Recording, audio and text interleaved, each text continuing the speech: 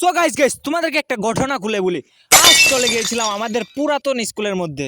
আমি আসার সাথে সাথে একটা বন্ধু বানিয়ে নিলাম। তোমার ও মাই গড, না এটা বন্ধু না। আর কি লিখেছিলাম তোমাদেরকে পড়ে শোনা। সরাইয়া মোর শিকার।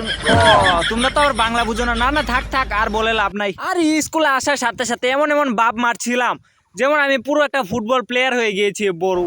আর এমনিতে দু একটা লাথি মারছিলাম আর কি ফুটবলটার মধ্যে। এটা দেখে এরা বলছিল এত সুন্দর মারিস তুই, বাহ।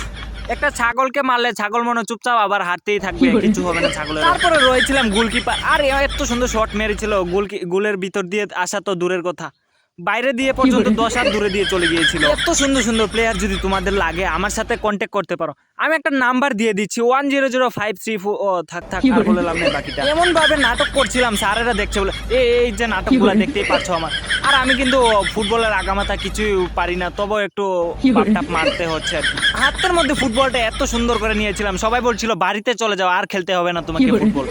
আর তারপরে একটা বান্দর দেখতেই পাচ্ছ কি সুন্দর লটকি খাচ্ছিল উপর দিকে। ওরা আমাকে বলেছিল গোলকিপার থাকার জন্য, আর আমিও রয়ে গিয়েছিলাম। থেকে ওদেরকে দেখাচ্ছিলাম এখান থেকে মার এখান থেকে মার।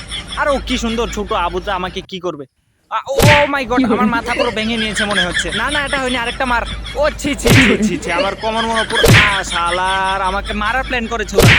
বুঝতে পারছি, তোদের স্কুলে আর আসবই না। আমাকে মারার প্ল্যান করেছে। শালার জুতাগুলো রয়েছে, মাত্র 1 বছর পড়েছি, এগুলো আবার রয়ে গিয়েছে। আরো 2-3 বছর পড়তে পারবো, চুপচাপ নিয়ে বাড়িতে চলে যাই।